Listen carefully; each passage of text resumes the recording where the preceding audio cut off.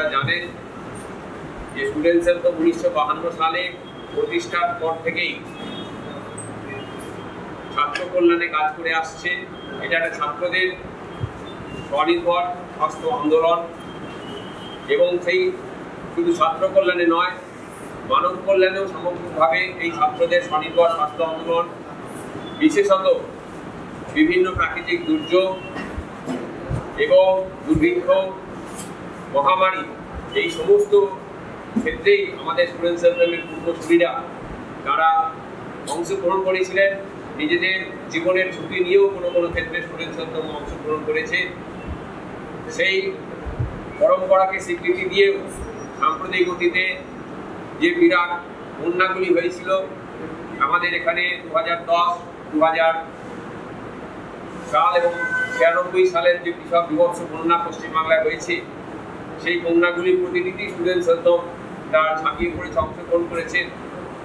যে আইলা ঝড় আমাদের সাম্প্রতিককালে পশ্চিমবাংলার দক্ষিণ অংশকে বিধ্বস্ত করেছিল, সেখানেও স্টুডেন্ট সেলফ অংশগ্রহণ করেছে। এরকম আমরা মূলত আমাদের এই পরম্পরাকে স্বীকৃতি দিয়ে আজকের এই অতিমারির সময়ও আমরা স্টুডেন্ট সেলফ তার সাধ্যমতো কর্মসূচি গ্রহণ করছে। আপনারা জানেন অনলাইনে আমরা পরবর্তীতে আমরা স্টুডেন্ট সেলফের পক্ষ থেকে করোনার দ্বিতীয় ঢেউ বলে পুস্তিকা 14 জন বিশেষজ্ঞের মতামত নিয়ে সেই পুস্তিকাটা আমরা প্রকাশ করেছি। শুধু তাই নয়, আমরা প্রায় 45 জন বিশেষজ্ঞের এই পুস্তিকা প্রকাশের আগে মতামত নিয়েছি, এবং এই পুস্তিকা আপনাদের কাছে আমরা অত্যন্ত আনন্দের সঙ্গে বলতে চাই যে ইতিমধ্যেই 15,000 কপি পুস্তিকা তার বিভিন্ন রকমভাবে বিকিয়ে গেছে।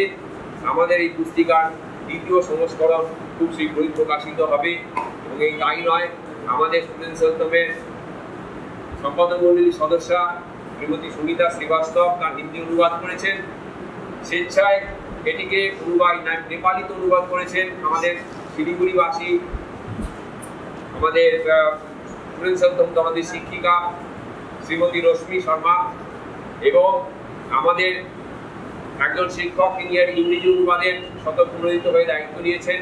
আমরা আশা করছি উর্দু সহ এই 4টি ভাষাতেই অচিরে এই দ্বিতীয় সংস্করণ প্রকাশিত হবে। এখন আপনাদের সামনে বক্তব্য রাখবেন ডক্টর অনুপ সিং। কথাই আপনারা শুনছেন টিভির মাধ্যমে, সোশ্যাল মিডিয়ার মাধ্যমে, এমনকি আপনাদের হোয়াটসঅ্যাপের মাধ্যমে। আজকে কিন্তু শুধু কিছু নলেজ দেওয়ার জন্য আমি এখানে বসে নেই। আমরা যুদ্ধের মধ্যে রয়েছি। আপনারা এই নলেজটাকে যদি ব্যবহার করতে পারেন তাহলে সেটা হবে অস্ত্র। আমরা হাতির বাচ্চা নই, আমরা জিরাফের বাচ্চা নই।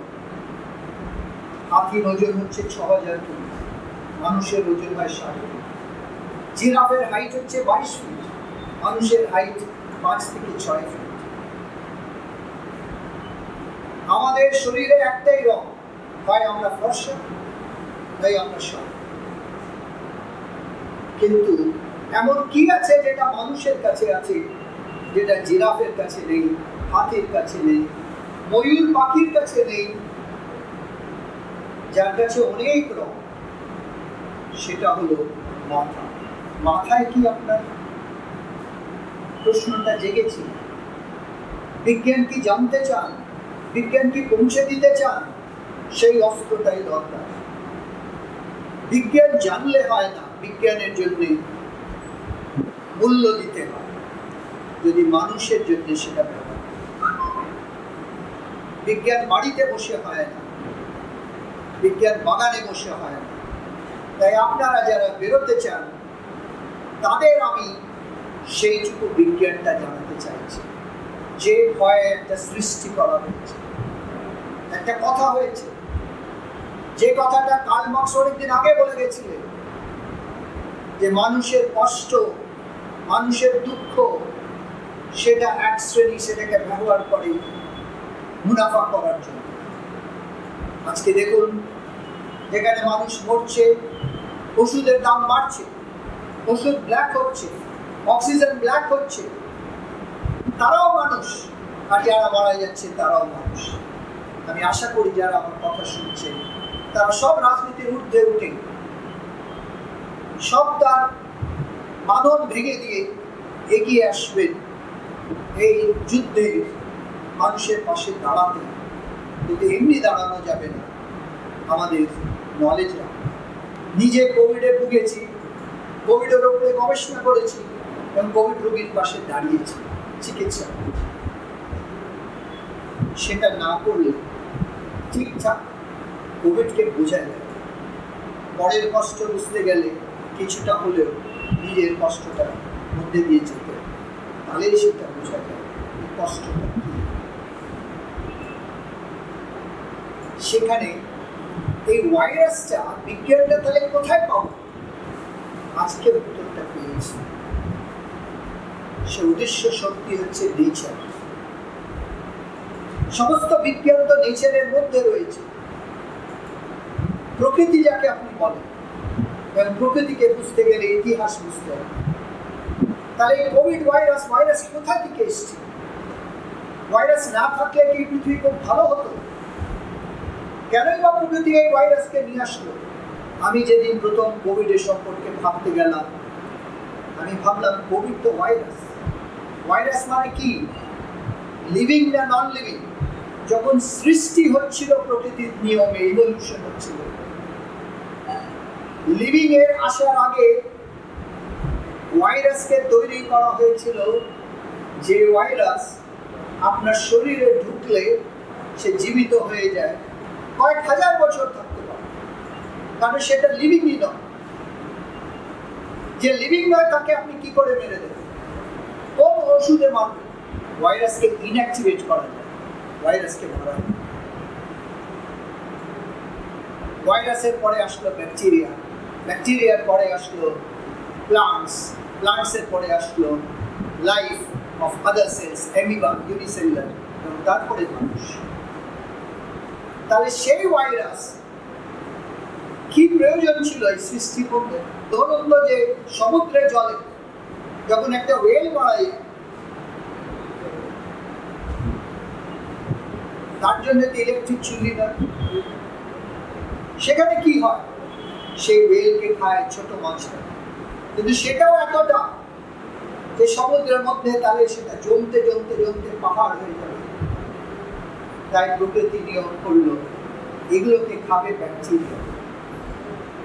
কোনো একটা জিনিস ফেলে দিলে পচে যায়, পচে যায় দুর্গন্ধ, তার কারণ হচ্ছে ব্যাকটেরিয়া। তাহলে ব্যাকটেরিয়া বেড়ে যাবে। তাহলে ব্যাকটেরিয়াকে মারার জন্য নিয়ে আসা হলো ভাইরাস। সেটাকে বলা হলো ব্যাকটেরিওফেজ। ফেজ মানে খেয়ে নেওয়া, ল্যাটিন ওয়ার্ড। আর ব্যাকটেরিয়াকে যারা খেতে পারে সেটা হচ্ছে ব্যাকটেরিওফেজ। তাহলে সৃষ্টির নিয়মে, ইকোলজিক্যাল ব্যালেন্সে ভাইরাসের একটা জায়গা আছে। আমরা কথায় কথায় অ্যান্টিবায়োটিক খাই, এটা ভুলে যাই যে আমাদের শরীরে কিছু ব্যাকটেরিয়া আছে যেটা আমাদের ডাইজেশনে পায়। আমরা পান্ত ভাত খাই, এই রাইসটাকে ফার্মেন্ট করলে কিছু ব্যাকটেরিয়া পায়। আলাদা করে প্রোবায়োটিক্স খেতে হয়।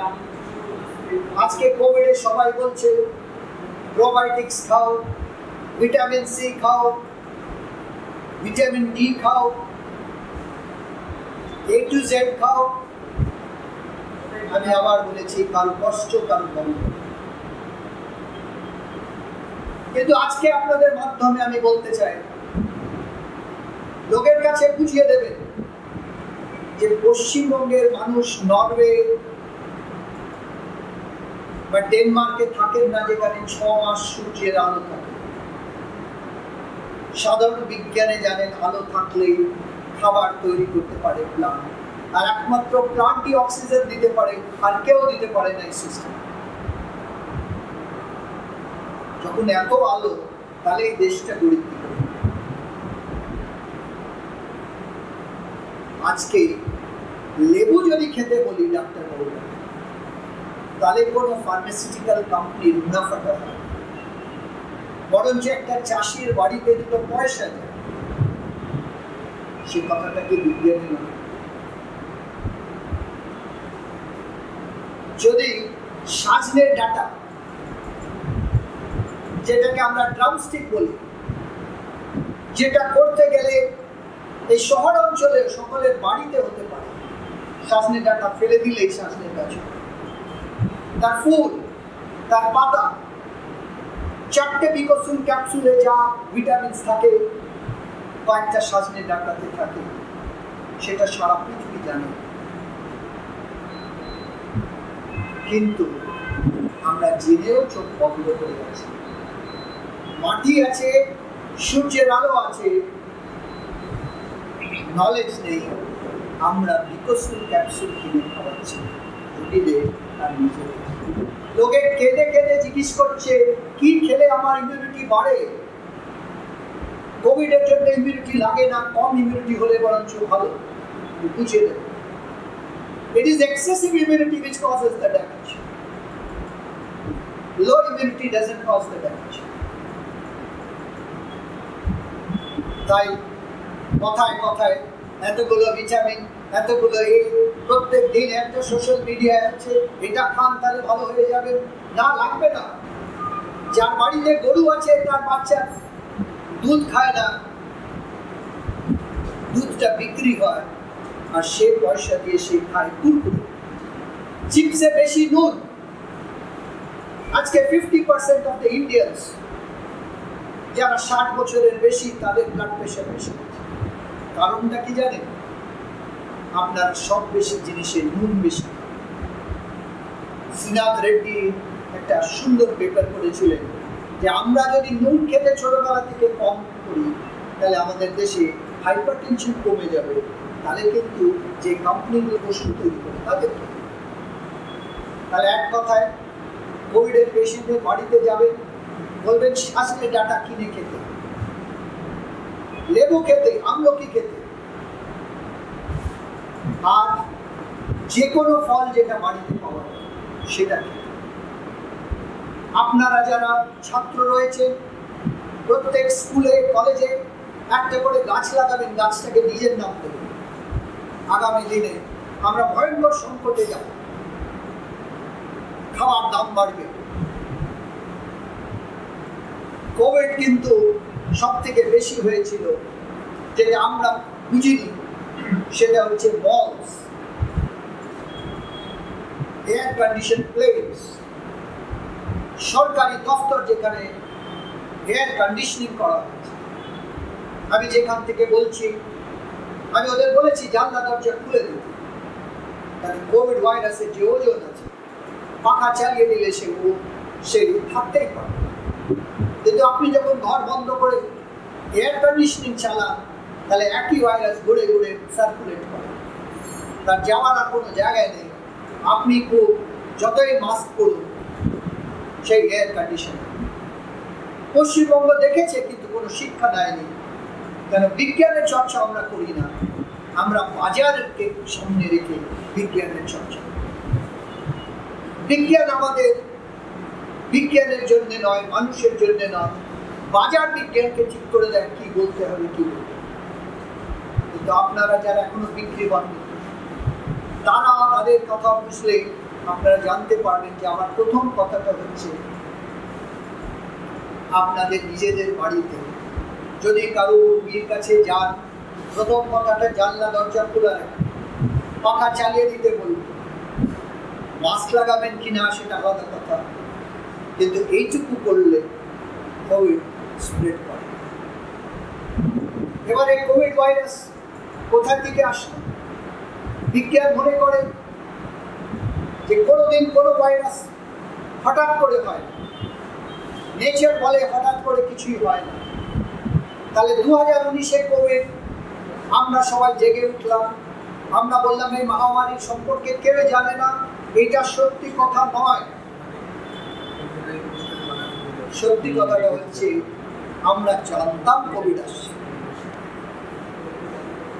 আমি জানি না আপনারা দেখতে পাচ্ছেন কিনা, কিন্তু এই দেখুন সৃষ্টিকর্তা, অর্থাৎ আমার কাছে সৃষ্টিকর্তা কোনো ভগবান নয়, বিজ্ঞানের নেচার, যিনি এই প্রথম সেলটা তৈরি করেছিলেন সেই অ্যামিবা, তার মধ্যে একটা ভাইরাস ঢুকে গেছে। যেহেতু একটাই সেল ছিল, ভাইরাস ঢুকে গিয়ে ব্যাকটেরিয়াকে অ্যামিবাকে বললো আমি মারবো না, কিন্তু তোমারও একটা সেল আর আমারও একটা সেল লাগে, আমি কি করি? সংযত হলো এবং এই ভাইরাসের জিনোমটা অ্যামিবার মধ্যে চলে গেল। এই ভাইরাসের নাম ছিল মিমি ভাইরাস, আর এটা ছিল প্রথম। এটা কি মানুষের জন্য তাহলে প্রচুর? তা না হলে সৃষ্টি বন্ধ হয়ে যেত, সিঙ্গেল সেল মরে গেলে। আমার প্রথম নেক্সট প্রশ্নে, আপনারা যারা সবাই আমার কথা শুনছে, আপনাদের যে জেনেটিক মেটেরিয়াল, অর্থাৎ মানুষের বাচ্চা মানুষের হয়, গরুর বাচ্চা গরুর হয়, আমি যদি একটা সেল নিই তাহলে সেই সেলের মধ্যে কিছু মেটেরিয়াল থাকে যেটা নির্ধারণ করে সেই জিনোম। সেই জিনোমের যখন পরীক্ষা নিরীক্ষা হলো তখন দেখা গেছে যে প্রায় 1/3 অফ আওয়ার জিনোম, তার মধ্যে ভাইরাসের জেনেটিক মেটেরিয়াল আছে। সেটারই নাম হচ্ছে রিট্রো ট্রান্সপোসন্স। অর্থাৎ ভাইরাসের সঙ্গে আজকে মানুষের প্রথম পরিচয় নয়, অনেক অনেক যুগ আগে ভাইরাসের সঙ্গে মানুষ জানত কি। তাহলে কোভিড ভাইরাস তো মৃত্যু করছে কেন? সৃষ্টি যখন হয়েছে, এই যে ভাইরাসগুলো, এটা তার ন্যাচুরাল রিজার্ভয়ার ছিল। কোভিড ভাইরাস মানে হচ্ছে করোনা, মানে মুকুট। এই ভাইরাসটা ব্যাটের মধ্যে ছিল, কিন্তু ব্যাটের তো মৃত্যু হচ্ছে না, ব্যাটকে তো রেমডেসিভির লাগছে না, ব্যাটের তো অক্সিজেন লাগছে না, এমন তো নয় যে ব্যাট সব মরে যাচ্ছে। তাহলে ব্যাটের কাছে এই ভাইরাসটা পুরো।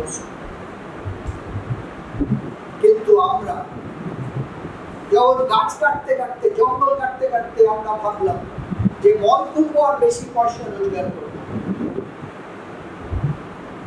তখন সে, এবং এটা প্রথম কথা, ইবোলা ভাইরাস এভাবে হয়েছে। তাহলে বিভিন্ন সময় বিভিন্ন ভেক্টর দিয়ে ভাইরাস এসছে এবং তারা মৃত্যুর কারণ। হোমো সেপিয়েন্স, আপনি যেদিন জন্মেছিলেন সেদিনই তো জানতেন এর থেকে বড় সত্য তো বিজ্ঞানে আর নেই। এই মুহূর্তে যারা এই ঘরের মধ্যে বসে আছে, হঠাৎ ভাবুন তো 10টা ভাইরাস ঢুকে গেল, তাদের নিঃশ্বাসে ঢুকে গিয়ে সে ভাইরাস আস্তে আস্তে নিঃশ্বাস নলি দিয়ে নিচে নেমে গিয়ে কোথায় সে প্রথম বাধা পেল? আমাদের ফুসফুসে। তার হচ্ছে সেল আছে, সেলকে বাংলায় কি বলে? কোষ। সে কোষের কাছে বাধা পেল, এবার সে ঢুকতে পারছে না। এতটা পথ সে মেকানিক্যালি চলে গেল। ভাইরাস কি জন্য ঢুকলো? বাঁচার জন্য। এই যে ভাইরাস আপনার শরীরে ঢুকছে, সে কি চাইছে আপনি মরে যান? সে চাইছে আপনি আইসিইউতে চলে যান? সে চাইছে। সে আপনার শরীরে না ঢুকলে সে লিভিং হবে না। আপনার জ্বর হচ্ছে কেন? ভাইরাসের কারণে, সাইটোকাইন্স। আপনার দুর্বল লাগছে কেন? সাইটোকাইন্স। আপনি কাশছেন কেন? সাইটোকাইন্স। আপনার লাং ড্যামেজ হচ্ছে কেন? সাইটোকাইন্স। অক্সিজেন লাগছে কেন? সাইটোকাইন্স। ভেন্টিলেটরে যাচ্ছেন কেন? সাইটোকাইন্স। এটাই সত্য। 100 জনের মধ্যে 80 জনের শরীর বলে ও ভাইরাস এসছে, বেরিয়ে যাবে, আমি কিছু করতে পারি। কটা সেল আমার ড্যামেজ করবে?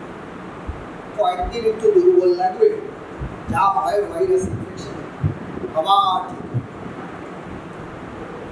এরা যারা 100-র মধ্যে 80 জন ঠিক হয়, সে চণ্ডী পাঠ করলেও ঠিক হবে, দুর্গারাগে করলে হবে, ডক্সিসাইক্লিন খেলেও ঠিক হবে, আইভারমেকটিন খেলেও ঠিক হবে, চা খেলেও ঠিক হবে, রামদেবের ওষুধ খেলেও ঠিক হবে।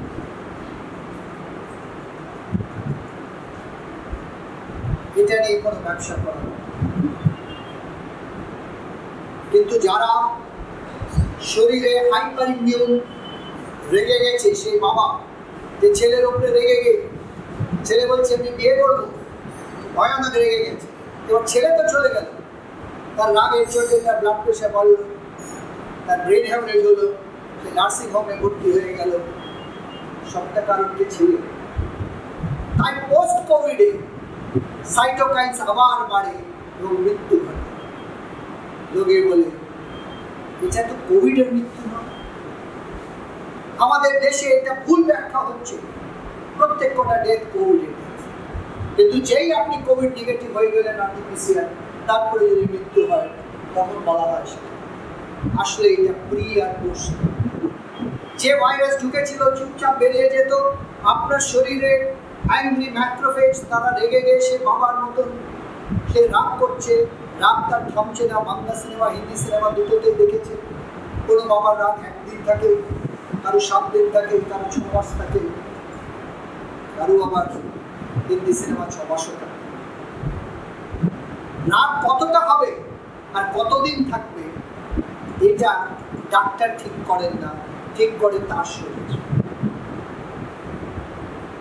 তাহলে এই রাগী বাবাকে কে শান্ত করতে পারে?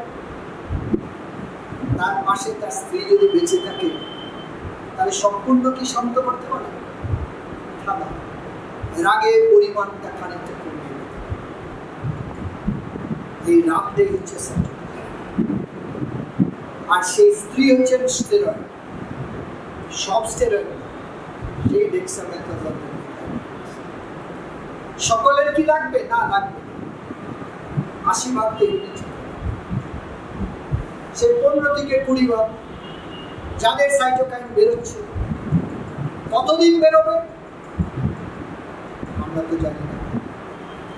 অর্থাৎ জীবাণু ঢুকালে রোগ হয় না, আপনার শরীরে ইন্টারাকশন হয়ে রোগ। তাহলে কোভিড ঢুকিয়ে দিলে আপনার রোগ হবে না, আপনার শরীর রেসপন্স দিয়ে রোগ হবে। তাহলে আমরা কোভিডের ট্রিটমেন্ট করব না, আপনার রেসপন্সে যে ডিজিজটা হয়েছে তার ট্রিট করব, সেটাই হচ্ছে ফিলসফি। তাহলে আমি কি দেখে চিকিৎসা করব? আমি যদি স্টেরয়েডে দিতে হয়, আমি কত ডোজে দেব, কতদিন দেব, সেটা কে নির্ধারণ করবে? ডাক্তার। ডাক্তার কোনোদিন ঠিক করবে না, রোগী ঠিক করবে। আপনি রোগের চিকিৎসা করছেন না, রোগীর চিকিৎসা। এই ঘরে বসে আছেন, সকালের যদি কোভিড হয়ে যায়, আমি যদি একটা মনিটরিং চার্ট বানাই তাহলে আমি বলতে পারবো কে আইসিইউতে যাবে আর কে আইসিইউতে যাবে। এই কাজটাই আপনাদের করতে হবে। আপনার 4টে যন্ত্র লাগবে, একটা থার্মোমিটার, একটা ব্লাড প্রেশার ইনস্ট্রুমেন্ট, একটা পালস অক্সিমিটার, আর একটা হচ্ছে গ্লুকোমিটার। আমাদের ভলান্টিয়ার বানাতে হবে, যাদের কোভিড হয়ে গেছে পাড়ায় পাড়ায় 40টা ফ্যামিলি দিয়ে দিন। ছাত্ররা লাইন করে বেরোবে। বিজ্ঞান তার হচ্ছে অস্ত্র, তারা স্টুডেন্ট সেলদের দায়িত্ব নিয়ে এই যন্ত্রগুলো কিনবে এবং তাদের হাতে কিট দিয়ে দেবে। প্রত্যেক দিন একটা চার্টটা দেখিয়ে দেবো। এই 20 জনের মধ্যে 10 জন আছে যার টেম্পারেচারটা ফল করছে। 93 হয়ে গেলে প্যানিক বাটন টিপতে হবে না। তার ছিল 98, আজকে একটু কমে গেছে, আজকে দ্বিতীয় দিন, আজকে তৃতীয় দিন। তাহলে আমি আর্টিফিশিয়াল ইন্টেলিজেন্স দিয়ে আমি প্যাটার্ন বুঝতে পারছি। কি প্যাটার্ন? প্রথম সপ্তাহে সিমটমের প্রথম দিন, সে জ্বর হতে পারে, কাশি হতে পারে, পেট খারাপ হতে পারে, সেটাকে প্রথম দিন বলে। তাহলে আপনার মনিটরিং চার্টে যে আমার ভলান্টিয়ার যাবে, সে লিখবে ডে 2, ডে 3, ডে 4। সব থেকে খারাপ দিন হয় ডে 6 to ডে 30, ডে 4-5 করে। যেই 6-এ চলে গেলাম, এরপরে আমি দেখবো, পাশে লিখে রাখবো এই ভদ্রলোক কি ডায়াবেটিস, এই ভদ্রলোকের কি 60 ইয়ার্সের বেশি বয়স, এই ভদ্রলোক কি হাইপারটেনসিভ, 60, ডায়াবেটিস, হাইপারটেনশন, ক্যান্সারের পেশেন্ট, কিমোথেরাপি, এই কটা জিনিস পাশে। তাহলে এরা হচ্ছে অ্যাট রিস্ক হয়ে যাবে। আমাদের ভলান্টিয়াররা জানবে এর বাড়িতে অক্সিজেন সিলিন্ডার 24 ঘন্টার পরে লাগবে। তাহলে হঠাৎ করে আপনি ফোন কল পাবেন, আপনি অনেক আগে থেকে প্রেডিক্ট করতে পারেন এই লোকটাকে আমাকে কিন্তু অ্যাম্বুলেন্সে নিয়ে যাবে। এই কাজটা করলে আমরা কোনো প্যানিক হবে না। সাইটোকাইনকে আমরা মেজার করতে পারি, আমরা কি প্রথম দিন বলতে পারি সাইটোকাইন দেখে এই লোকটা আইসিইউ যাবে আর এই লোকটার কিছু হবে না? হ্যাঁ, বলতে পারি। সেই সাইটোকাইন দুর্ভাগ্যক্রমে আমাদের দেশে কয়েকটা ল্যাব করছে, তাও সম্পূর্ণ করছে না। এবং তাদের খুব বেশি পয়সা চাইছে। যদি হেলথ ও প্যাথোলজিক্যাল ল্যাব এটা করতে পারে, সিআরপি সি-রিঅ্যাক্টিভ প্রোটিন, এটা 1 নম্বর সাইটোকাইন। 2 নম্বর সাইটোকাইন হচ্ছে IL-6 আর 3 নম্বর হচ্ছে D-dimer। এটা যদি কারো খুব বেশি থাকে, 5-6 দিনের বয়সে আমি যদি করি দেখি বেশি হচ্ছে, তার এখনো কোনো কষ্ট নেই, আমি বলে দিতে পারি এই লোকটা 24 ঘন্টার মধ্যে ক্র্যাশ করবে। এটাই হচ্ছে বিজ্ঞান। এটা আমি কিন্তু বলতে পারি, আমার বাড়ির লোককে বলতে পারি, আমার এটা। আর এই লোকটার কিছু হবে না। আবার যেই 14 দিন হয়ে গেল, আমি বলতে পারি এই সম্ভাবনাটা কম, তাহলে আমার ভলেন্টিয়ার ডে 14 করে ওটা একটা আলাদা লিস্ট করবে, ইট ইজ নট। তাহলে ডে 6 টু ডে 14 এর এটা, সেটা ডক্টর পবিত্রকে পাঠানো যেতে পারে, একটা টিম হতে পারে, তারা এটা করতে পারে। এবং ভারতবর্ষের সব থেকে বড় রিসার্চ এখানে হয়ে যায়, যেটা কোনো পৃথিবীর হয়। এই পার্টিকুলার ভেরিয়েন্ট কিভাবে কি করে। আমার ভাইরাস লোড দরকার নেই, ভাইরাস 10 হলো না 10,000 হলো কিছু নেই। কম ভাইরাস লোড দিয়ে আইসিইউতে লড়ে যাচ্ছে, বেশি ভাইরাস লোড দিয়ে মারা যাচ্ছে। ভাইরাস আমার লাংকে ড্যামেজ করছে না, সাইটোকাইনস করছে। আর সাইটোকাইনসকে কমাতে পারে একমাত্র আমার স্টেরয়েড। বাকি আমার শরীরকে সুস্থ রাখার জন্য আমার দরকার খাবার। যারা ননভেজ খেতে পারেন, ডিম হচ্ছে একটা ভীষণ, কিন্তু হাফ বয়েল নয়, ফুল বয়েল, সেই ডিমটা মাছ খেতে পারে। আর যারা ভেজিটেরিয়ান, তাদের দুধ দাঁড়িয়ে আমি বলবো ছেনা বা বাদাম এগুলোকে দিতে, বা ডাল। আমরা কি আর্টিফিশিয়াল এর জন্য অপেক্ষা করবো না? আমি আবার একটা বড় কথা বলছি, যখন মহামারী হয়, যখন প্যান্ডেমিক হয়, তখন নিয়মটা পাল্টাতে। এই সময় কারো যদি বমি হয়, পায়খানা হয়, ভালো না লাগে, সর্দি হয়, unless and until proven wise, take it as COVID। এই সহজ কথাটা আমাদের বলা উচিত, কিন্তু ভয় পাওয়ার কোনো কারণ নেই। একটা সামান্য ভাইরাস আপনাকে মৃত্যু দিতে, ফলে এটা জানবেন যে কোল্যাট্রাল ড্যামেজ করবেন, পাশাপাশি অন্য কাজগুলো চলে। আমি জানি না, আমার যদি ইচ্ছে থাকতো তাহলে আমি সব স্কুল চালাতাম খোলা হয়, ক্লাসের ছাত্রদের জীবনটা নিয়ে। লকডাউন করলে কোভিডকে বন্ধ করা যায়, তারা জানি নেই যে বিজ্ঞানটা জানি। এবার আপনি বলবেন আমি কি করে জানবো? আপনার কাছে কি বিজ্ঞান তথ্য আছে ডক্টর সিং, যার ভিত্তিতে আপনি বলছেন যে কোভিড যদি সকলের হয়ে যায় তাহলে সবার মধ্যে খুব কম লোক মারা যাবে? আমি বলছি সারা বিশ্বের কাছে তথ্য আছে, চোখ বন্ধ করে আমরা তথ্য দেখি না। কারণ আমরা শুধু তথ্য দেখি যেটা আমাদের মিডিয়া আমাদের দেখায়, হোয়াটসঅ্যাপ ইউনিভার্সিটি দেখায়। আমি বলছি মৃত্যু যদি কমাতে হয় কি করতে হবে? এই দুটো সার্কেল, অর্থাৎ আমার যে ইনফেকশন আর ডিটেকশন, এই দুটো সার্কেলকে কাছাকাছি আনো, তাহলে থার্ড সার্কেল নিজে থেকে চলে। রেড পয়েন্ট আমি কি বোঝাতে পেরেছি? যত কম আপনি টেস্টিং করবেন, তত কম ডিটেকশন হবে, তত মৃত্যু হারটা প্রপোর্শনালি বড়। কোনো রোগ হঠাৎ করে আসে। সালটা হচ্ছে 2005, 15 বছর আগে। কি লিখছেন? লিখছেন মানুষ যদি শিক্ষা না নেয়, অর্থাৎ চীনে যখন হয়েছিল তখন আমরা কি সবাই ঘুমিয়েছিলাম? কি হয়েছিল?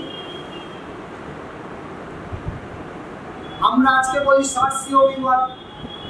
আমি যখন তথ্যটা দেখলাম এই 20 পাতার, এমন কোন ওষুধ আপনারা 2020-21 ব্যবহার করেননি যেটা 2002-তে ইউজ হয়। প্লাজমা থেরাপি 2002-তে ইউজ হয়েছে, হোয়াইট আউট লাং 2002-তে হয়েছে, বয়স্ক লোকদের লাং হোয়াইট আউট হয়ে গেছে সেটাও হয়েছে, ছোট বাচ্চাদের হয়নি সেটাও হয়েছে। ছড়িয়েছে 2002। আমি কম্পেয়ার করেছি, সেটাও উইন্টার 2002-তে ওহান থেকে শুরু হয়েছিল, এটাও উইন্টারে 2020-তে ওহান থেকে শুরু হয়েছে। মৃত্যু হার আলাদা, সবকিছু আলাদা। সেখানেও ভাইরাস যে দরজা দিয়ে ঢুকেছিল সেই দরজার নাম ছিল S2, যে ডিভিশন হেল্প করেছিল সেই TMPRSS2। প্রোস্টেটিক ক্যান্সার হলে এটা বেড়ে যায়, যে কারণে করোনা পেশেন্টরা যাদের প্রোস্টেটিক ক্যান্সার থাকে তাদের সাইটোকাইন অনেক বেশি। পাশের বাড়িতে যখন আগুন লাগে তখন মনে রাখবেন আপনার বাড়িতে তখন চিড়ের হয়েছে বলে যারা ভেবেছিলেন যে পার্টিকুলার কোনো ধরনের কোনো জাতের কারণে করোনা তাদের হয়েছে, আমাদের হবে না, সেটা সারা পৃথিবীর সামনে। এবং এইটা নির্দিষ্ট বলেছিলেন রাপুরি, বলেছিলেন ভ্যাকসিন বন্ধ হয়ে যাবে, ইন্ডাস্ট্রি আর পাশে নেবে না। কিন্তু এটা ফিরে আসবে আমার বিশ্বাস 15 বছর পরে তার বক্তব্য। এই হচ্ছে ফিচার্স। আমি সে পেপারে পড়ছিলাম, ফিভার, জ্বর হয়েছে, মাইল্ডিয়া হয়েছে, সোথ্রোট হয়েছে, কাফ হয়েছে, একটাও ফিচার আমি পেলাম না যেটা। তখনও জানা গেছিল যে রেমডিসিভিরের ভালো কাজ হয় না। কানাডাতে ছড়িয়ে গেছিল, সিঙ্গাপুরে ছড়িয়ে গেছিল, এয়ার ট্রাভেল ছড়ায়। আমরা ফেব্রুয়ারি মাসের পরেও কিন্তু এয়ার ট্রাভেলটাকে চালু রেখেছিলাম। ট্রাম্প সাহেবের সঙ্গে অনেকে এসছে। বিভিন্ন দেশে কজন মানুষের মৃত্যু হয়েছে সেটাও তথ্য এই পেপারে দেওয়া আছে। Vietnam, United states, United kingdom. ইতিহাস কার্ল মার্কস বলে গেছিলেন, ইতিহাস প্রথমবারে আপনাকে শিক্ষা দেয়, পরে দেয় পরিহাস। আমি 120 নেট বাইরের উপরে রিসার্চ করেছি। আমি আজকে বলতে বাধ্য হচ্ছি যে আগস্ট মাসে এইমস যোধপুরে আমি জিনোম সিকোয়েন্সিং করে N501BY.B1 যেটাকে আমরা ইউকে স্ট্রেন বলি সেটা কিন্তু পাওয়া যাচ্ছে। ভারত সরকারের দেশে সেটা পাবলিশ করতে হবে। তারপরে আমরা কিছু স্যাম্পল পাঠিয়েছিলাম রিটেস্টিং করার জন্য সেন্টার ফর, গতকাল সেখান থেকে আসলে রিটেস্ট অলমোস্ট। অর্থাৎ কোনো দেশের জন্য নির্দেশন পায় না। হাইজিন ছাড়া যে কোনো ব্যাকটেরিয়া, যে কোনো ভাইরাস আপনাকে মৃত্যু করতে পারে। বস্তিগুলোকে পরিষ্কার করুন, এয়ার দিয়ে পরিষ্কার করুন, ব্লোয়ার দিয়ে পরিষ্কার করুন, জল দিয়ে। ধারাবি বস্তিতে আমার সঙ্গে যখন মহারাষ্ট্র গভর্নমেন্টের কথা হলো, আমি বললাম আর কিছু না করতে পারো, জল দিয়ে বস্তিটাকে পরিষ্কার করুন। সব থেকে কম কারণও হতে পারে এটা। Hygiene is a Greek word. Hygiene is not antibiotics. এই যে আপনারা কথায় কথায় doxycycline, erythromycin আপছে, this will kill bacteria, not virus, and this is not a bacterial infection. আমার জীবদ্দশায় একটা অন্যতম সেরা বক্তৃতা বললাম যা আমার নিজের জীবনে সম্ভব হয়ে থাকবে।